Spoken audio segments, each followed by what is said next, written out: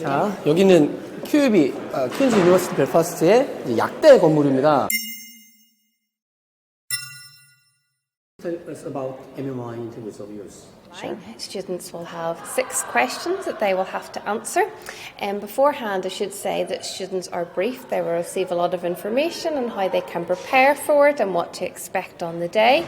We've got a very useful webpage that we will share and that will give you some examples of videos. Each question is to assess you as a person. Obviously, we want our students to have good team management skills, good communication, good problem solving skills. So these questions will try and reflect those that we'll answer.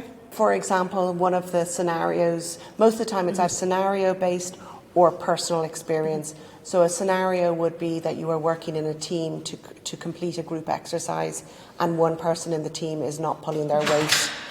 How might you go about trying to help, try to solve that? There's 6 stations, right? Mm-hmm. 6 stations. 6 stations. About 5, I think they're 5 minutes long. So you will go in, you will be asked to just confirm your identity, and then they will ask the question. You'll have a minute or 2 to sort of prepare that, and then you will answer your question. There is, I think you get a 1-minute warning whenever your time is up. The interviewer will read the question out. You can ask them to repeat their question, but they'll not be able to help you with the answer. It'll be up to yourself to provide that. And you know, when the question is read out, you can make notes, you can take your time to think about what you'd like to ask. It's not like an exam where you have to say everything at once. You can say things and then you can go, oh, actually, I forgot about this. You can add, you know, it isn't a very formal, it's meant to be a conversation. Yeah. And I said, really, it's about just showing how you approach problems, how you go about things, how you can then, you know, learn, use your effective communication skills and use your problem-solving skills. So is it difficult to pass?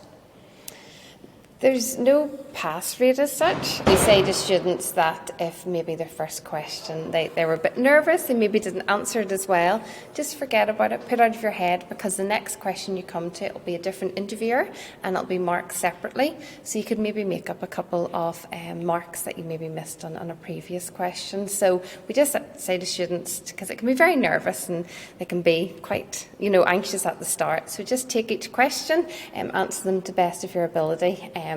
There's no right or wrong answer, because everyone's answers will be very different, because they will talk about their own experiences. It'll just depend on what you bring in your answer that you'll be marked on. It isn't a black and white, you have failed.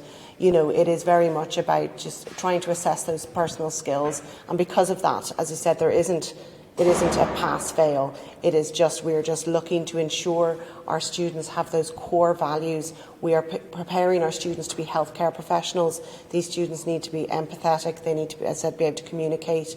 They need to be able to problem solve. They need to have leadership. So we're just making sure the students that we are bringing into our degree are aligned with those values.